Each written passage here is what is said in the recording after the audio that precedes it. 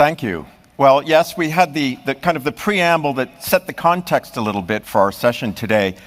I'm really pleased to welcome three highly distinguished individuals with kind of very influential, I think, views that can offer insights in this from they really have a pole position of what's happening globally in this space. So I'd like to introduce Denis Beau, who's the first Deputy Governor of the Banque de France, Leong Chiong, who's the Deputy Managing Director of the Monetary Authority of Singapore, and Beau, who's Deputy Managing Director of the IMF. Thank you, gentlemen. Now, so just to set the stage a little bit, you know, when you walk into these panel sessions, often it can tend to be some of the same repetitive discussion. We're going to try to break through that. I think in the audience, if I was to kind of characterize at least two audience segments here, one would be people involved in the technology, they're from industry, and I would suggest that perhaps many of them may be frustrated at the pace of CBDC implementation by policymakers. Like, why can't it happen faster? That's kind of the question, I think, in a lot of people's minds. And one of the things I think I'd like to do with the panelists here today is bring out, well, why is that? If you step into the shoes of policymakers, if you're not really working closely with them, it's really hard to understand what they have to deal with, the factors that are driving that pace. So we're going to try and unpack that. I think at the same time there are probably some policymakers in the room, and I think there is some question, certainly in my mind, about whether they are, you know, in economic terms, correctly pricing the consequences of delay. So we're going to explore both of those core themes, and to do that, I'm going to first start off by setting the session and just give you some data points in terms of what's broadly happening in the market. So in the private space, October 24, you've got stablecoin single-day transaction volume breaking 60 billion USD. JPM coin, we heard in the Insight Forum repeatedly, has broken through $1 billion a day. I think another interesting thing that people don't watch is the composition of reserves. So one of the stablecoin issuers is the 18th largest holder of US Treasuries at the end of Q3, reserves of $103 billion of US Treasuries, so ranked 18th in the world. That's a multiple of Apple's holdings, which is the largest corporate holder. Now, if we look at the public side, kind of what's happening in CBDC and blockchain world? Well, you've had 7 or 8 retail CBDCs launched. We'll talk a little bit about that world, but then you go to wholesale, really no implementations at broad scale. A lot of POCs, 44 sort of happening in some case stage of live around the world in 2024. The BIS very active, but still POC pilots, right? Not implementation. So stable coins are moving. CBDCs, other than some retail, are still in POC and pilot stage, right? That's that, you know, that gap that I referenced a little bit earlier. The BIS is taking a pretty significant role in this, and I point out two evolutions of their pilot activity in this space. One, definitely moving from exploring technical feasibility to other implementation challenges like divergent regulatory frameworks. So Project Dunbar, exploring technology, moving to Mandala, exploring regulatory divergence. How do we bridge that, right? Programmable compliance. The other is increasing industry consortium participation with central banks. We may touch on a little bit of that today. So I want to kick off with that as sort of our preamble and setting the scene a little bit. And I want to start off to each of our panelists today to give us a sense from their perspective how central banks are investigating wholesale versus retail CBDCs, right? How are you thinking about whether you're doing both, whether the emphasis is changing? Maybe we can start with you, Denis, to talk a little bit about that. Thank you. Thank you, Bob. And good afternoon, everyone. At the Banque de France, we think that we must be ready to adapt the way we provide central bank money both to the wholesale and the retail spaces. So to your question, whether there is a distinction to be made between retail or wholesale CBDC, from our perspective, we see no reason to make a choice between the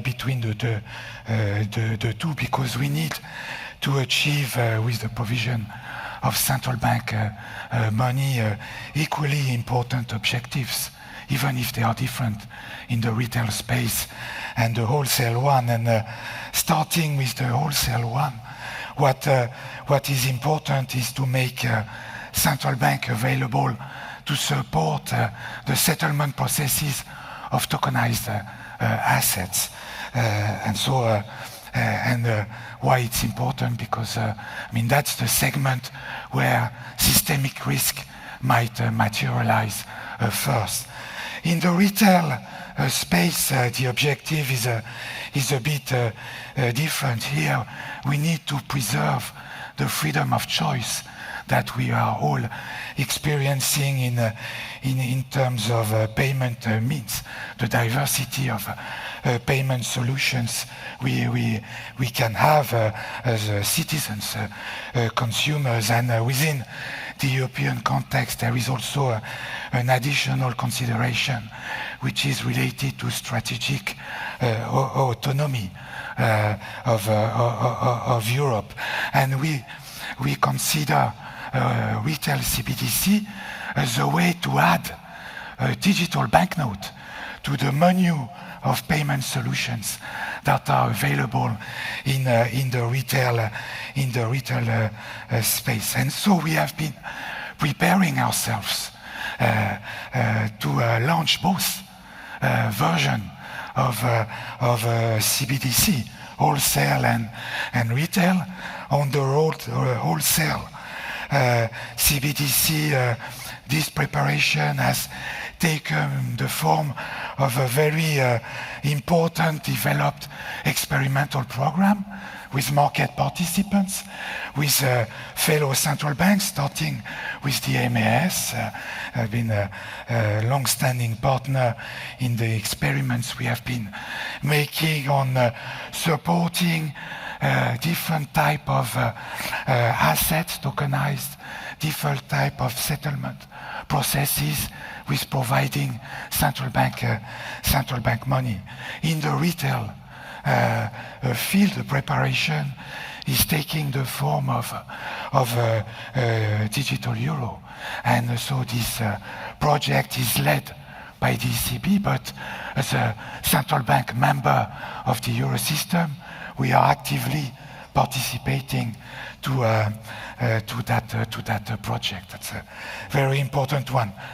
When will that be rolled out? That's the big question. With that, the decision is to be taken by the governing council of the ECB. So they ask us to be prepared, and that's what we are doing. There is only, so I don't want to prejudge the decision to be taken by the governors. That will come in due time, but there is at least one certainty that everyone should have, is that we will be prepared on both sides to roll out both wholesale and retail CBDC. So both are in play? Both, indeed. Okay, and Maz, I think, Chiong, was a very early mover in doing a lot of work to understand, let's call it the value proposition. Mm-hmm. Of retail versus wholesale. Where are you today? Yep. So I don't think it's about retail versus wholesale per se, but basically understanding the demand behind it. What are the demand drivers? Because ultimately these are forms of money and payment instruments. But before as a central bank, we provide the infrastructure, the payments systems, but we don't run with it, right?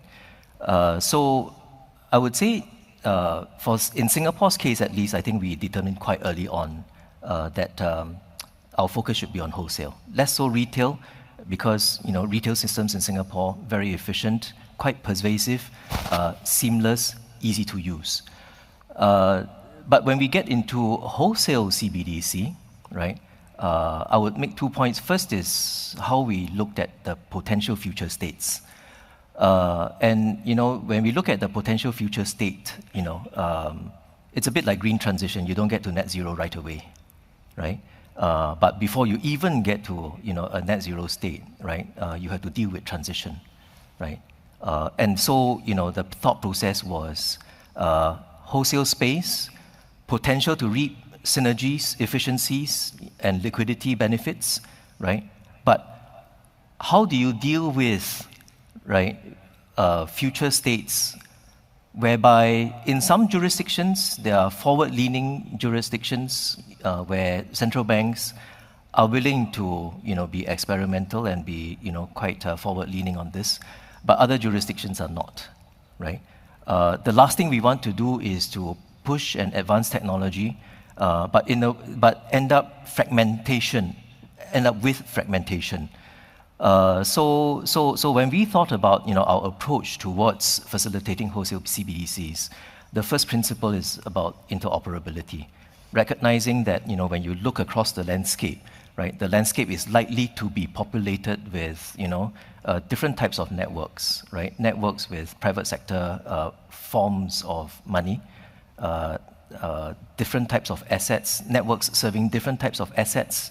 And within each currency, maybe the central bank having its preference to have digital transactions or tokenized transactions being done on a network that is controlled and run by the central bank, right? But each central bank doing its own.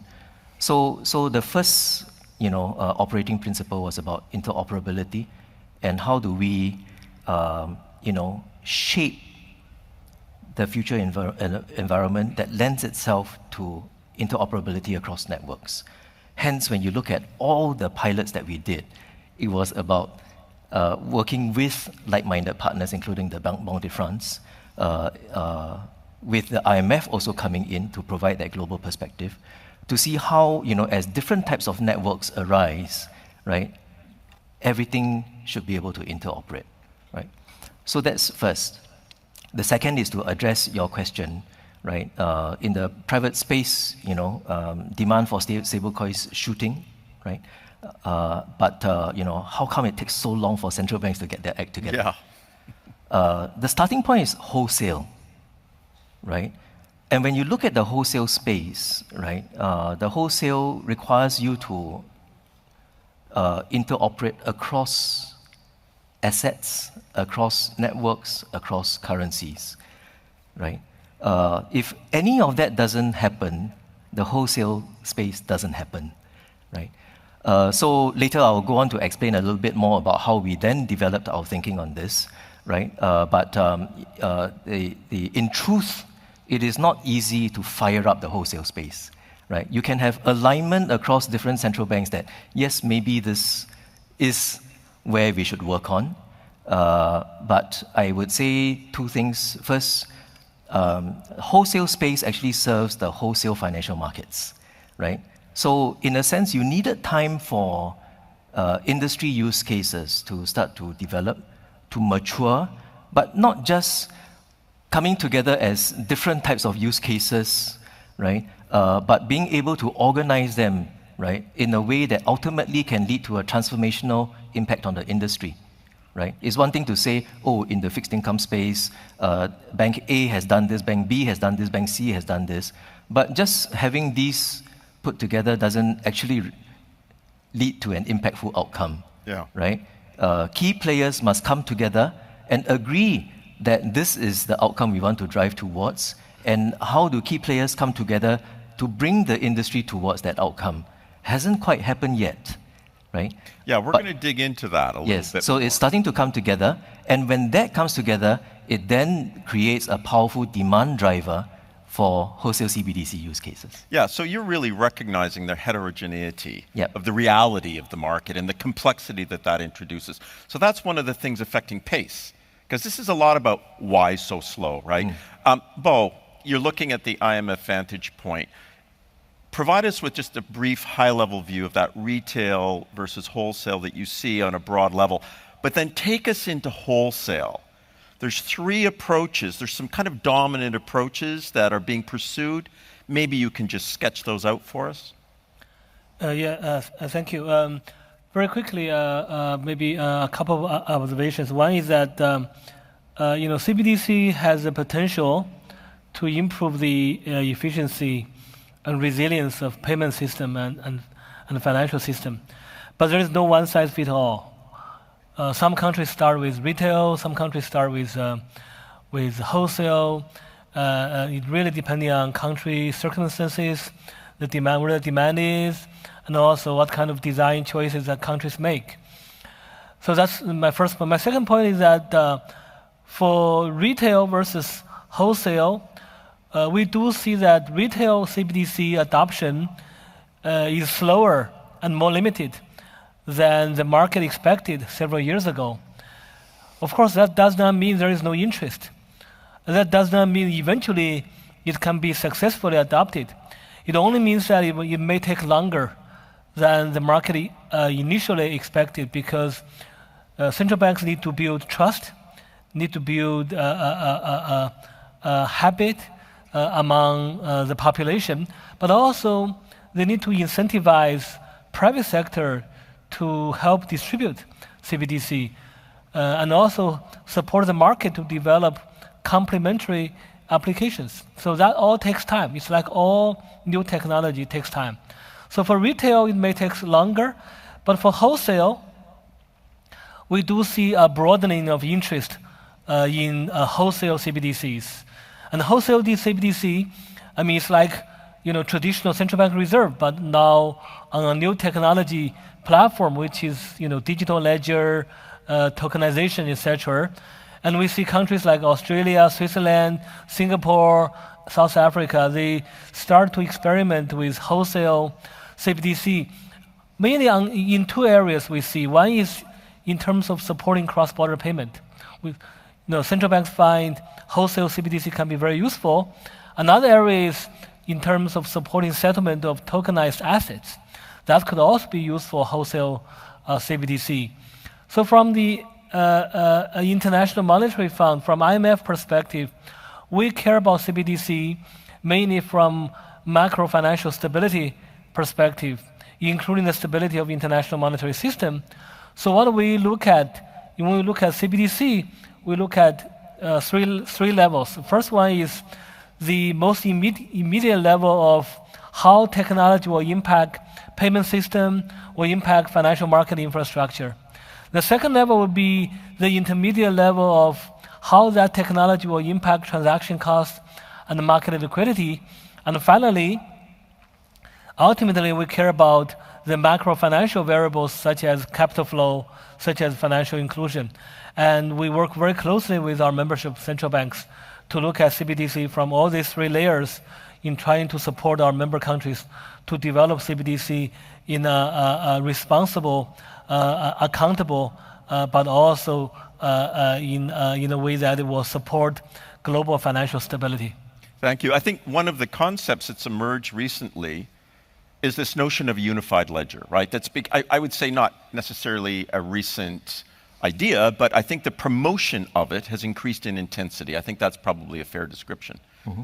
Because design in the approaches, can have a very big impact on certain risks. I think everyone wants to, frankly, avoid balkanization. You get into these blockchain islands, mm-hmm. where unified ledger seems to, at least conceptually, begin to address that risk. Denis, I want to go over to you, because if we look at Europe, it's an interesting kind of regional case study of countries within the ECB, and specifically Germany, probably Italy yourself, that have on the surface perhaps different approaches, but perhaps not so different. I mean, they may serve different purposes. Could you talk a little bit about how they are aligned to the idea of unified ledger? I know that's something the ECB supports broadly, and how these different approaches may or may not be so different and may serve different purposes in timing or whatever. Yeah, maybe to answer your question, let me explain quickly what type of issue we want to address both our Italian, German, and we at the Banque de France with the different versions of providing settlement in central bank money to support tokenized asset exchange.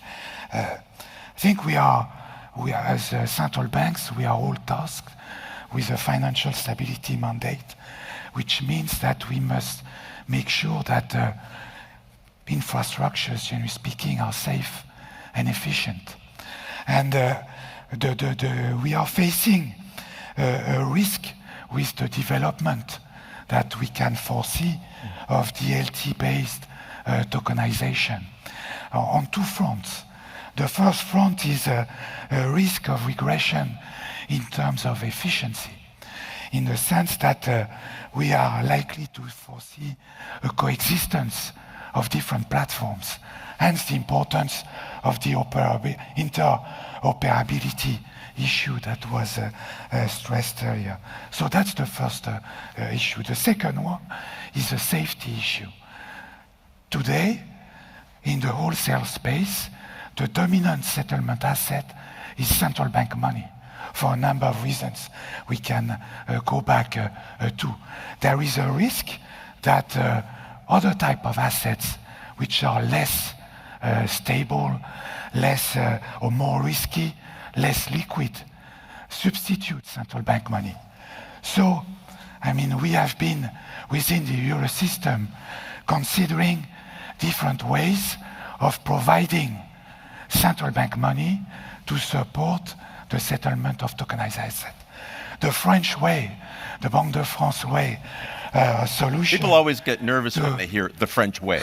To do that, but you will see that we converge, is to tokenize central bank money, put it on a DLT that we have developed, and create a connection between private DLT, where tokenized assets are exchanged, and our own DLT, where central bank money would stand.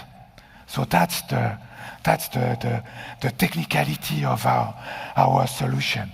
Our colleagues from the Bundesbank and Banca d'Italia, they are organizing the settlement in the payment systems, where for the time being, central bank money lies, meaning for our Italian colleague, the fast payment we have in Europe, which is called TIPS, and for our German colleague, Target 2, the real-time gross settlement payment. But what is common to all those solutions is that they want to address the same issue, which is to make sure that if tokenization of assets develop, transactions develop, central bank money will be made available by us. There are different ways of doing that. Do we have to choose among these three options? And in that sense, the fact that we aim at the same objective is a contribution to a vision, a long-term vision, that we might end up with a unified ledger, a single piece of infrastructure to support settlement of asset and cash. But that's the long term. That's out on the horizon. That's on the horizon. But we are addressing the same issue. There are different ways. Do we have to choose among them? We are currently running experiments with market participants.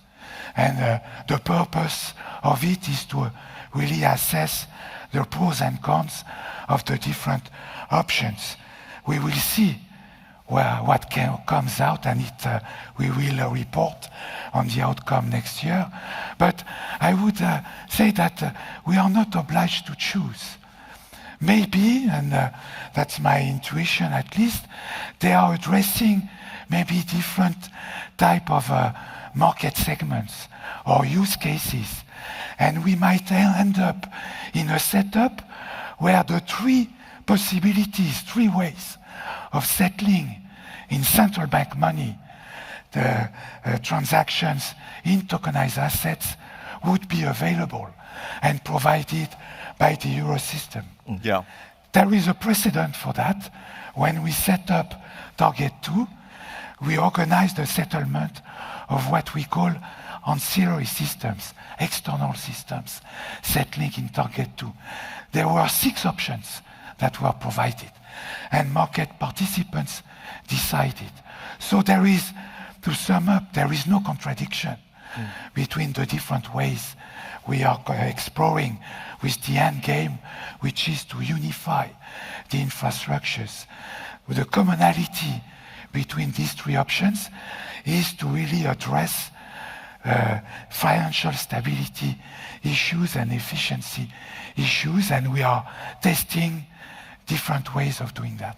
Chiong, let's moving, understanding that sort of in the European environment, there's sort of multi-track, if you will, aiming at the sort of the same North Star out on the horizon goal around sort of unified ledger. But as a policymaker, central bank, you've got a challenge in perhaps a bit of a chicken and egg situation I'd like you to comment on. I know Maz has been pretty close to the market. That's my sense. But you can only move as fast as you kind of sense clear demand.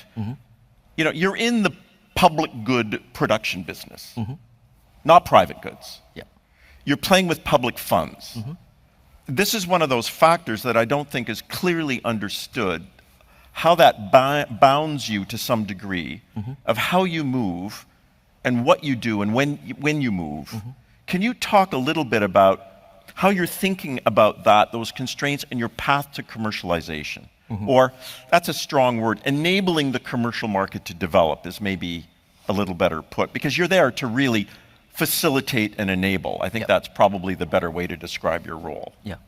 No, I think that's a very good observation. I mean, our starting point is not so much about central bank, where we stand and what we want to do, right? So MES's approach has been basically to better understand where the industry demand will come from and how best to facilitate that. Earlier this week we announced our GL1 initiative, Global Layer 1 initiative. The impetus for that came about when we were discussing with the industry, and we were all grappling with for all the good use cases that have surfaced, right? How to help it scale, right? We saw good use cases across 3 industry verticals: FX, fixed income, and funds settlement. But very quickly we came to the conclusion that it needed a horizontal digital financial infrastructure, right? Horizontal foundational digital infrastructure to enable that interoperability that we spoke about, right? Across networks, across assets, and across currencies, because this represents, the most significant opportunity to reap the full benefits of asset tokenization. So having, reached that point where, on the one hand, you have the excitement, right, of how to realize that potential, but on the other hand, mounting frustration, as you put it, right? Yeah. Because everybody was running into, the inability to scale. We then had to think about what form of foundational digital infrastructure to develop. So our observation was, on the one hand, there's the public blockchain, right, which is there. It has a global network, right? But for accountability reasons, right, and governance reasons, you can't reasonably expect, regulated FIs to put high-value transactions through on a daily basis, right? Then on the other hand, FIs themselves come up with their private permissioned, networks to cater to their customers, but on a FI-specific basis, can't scale. So then we landed in between, which is what we call the public permissioned network, right? Which is essentially a public blockchain infrastructure. It's public blockchain equivalent infrastructure serving the regulated wholesale financial market space. It's interesting that, at the time we came to this conclusion, So did 5 other global FIs, right? We named them earlier this week, BNY, Citi, JP, MUFG, and Societe Generale, right? Representing, the G3 currencies. They're all fierce competitors, right? All other things being equal, they wouldn't sit in the same room to discuss a common issue, but all actually came to the same conclusion. We all need to work together, right? And build this together so that as an industry, right, asset tokenization adoption can grow. And hence, GL1 was born. Thank you. We're tight on the clock, but I'm going to raise one more issue with our group, because it's about this consequences of waiting. Let's just paint a scenario, right? If current growth of stablecoin volume continues at this, say, take it over, go to the end of 2026 and take the same growth rate since early 23, you'd end up with well north of 100 trillion a year of transaction volume. That's a multiple of Visa and MasterCard combined. If reserves of the largest holder of treasuries continues to grow as it has over the past 24 months, by the end of 2026, they're the 4th largest holder between Japan, China, and the UK. Now that's an interesting environment with a lot of implications.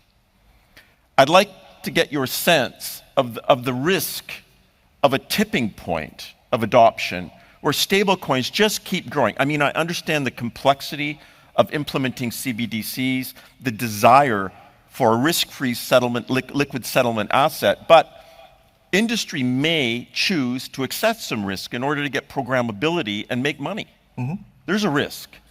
We're tight on time, but if you could each briefly comment on your sense of that risk and what policymakers, central banks can do to mitigate that risk. Or is that a problem, actually? I don't want to assume it necessarily is a problem. Beau, can we start with you?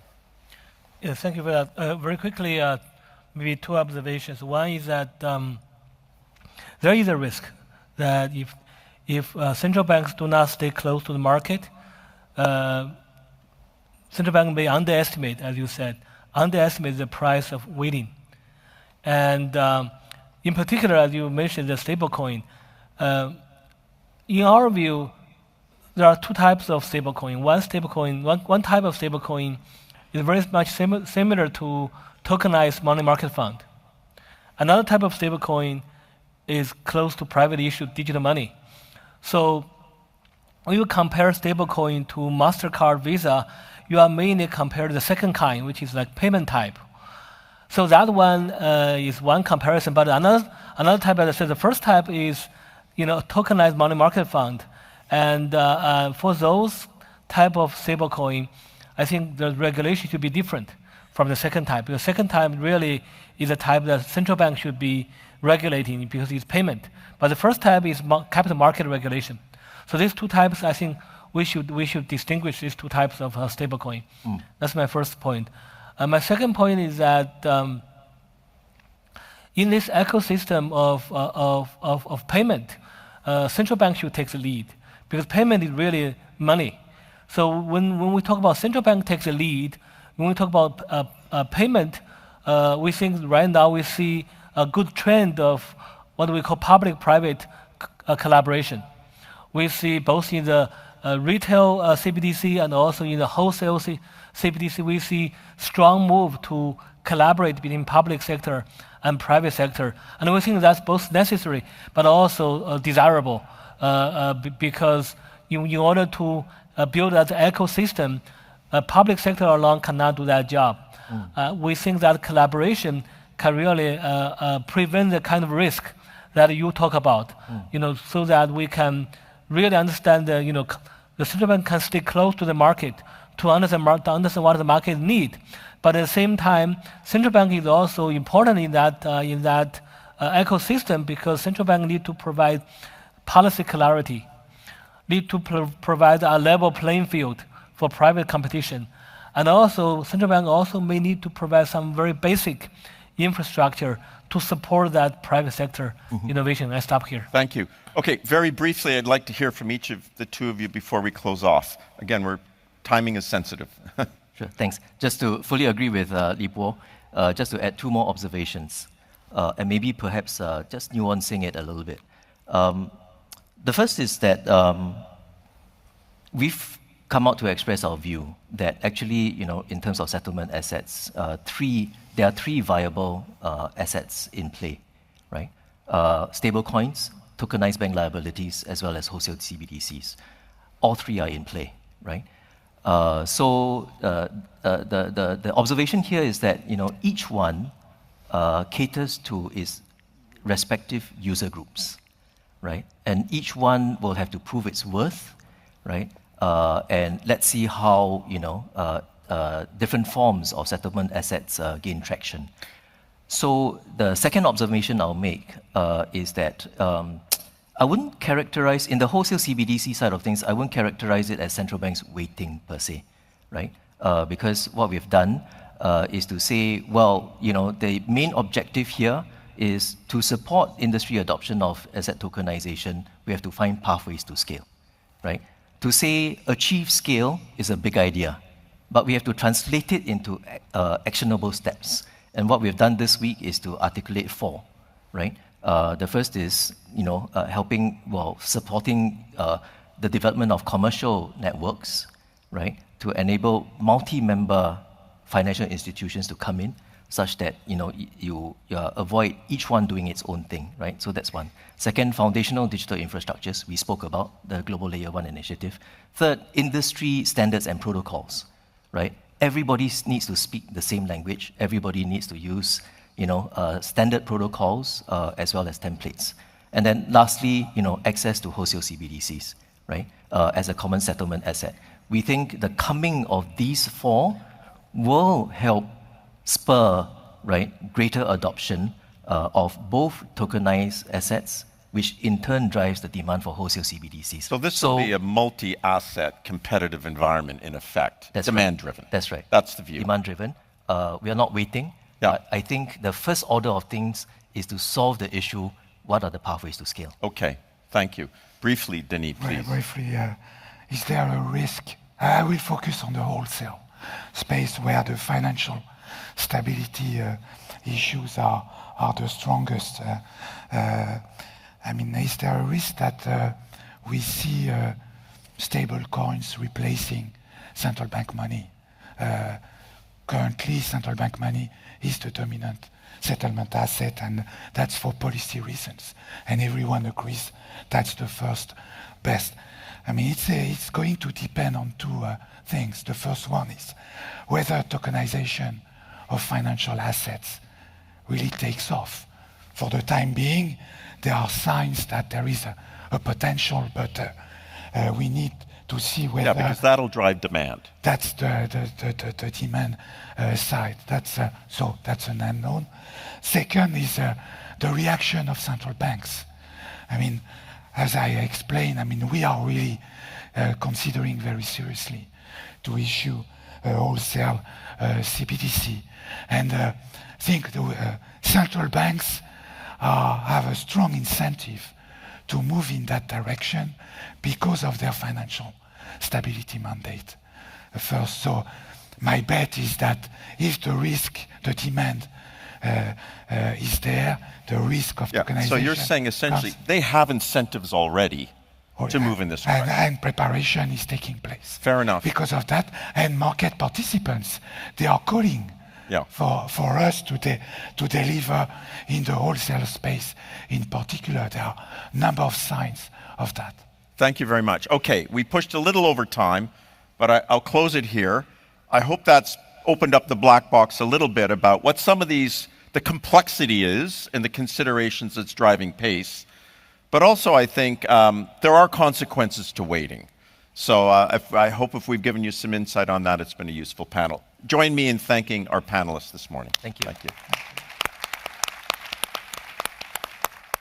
Great, thank you.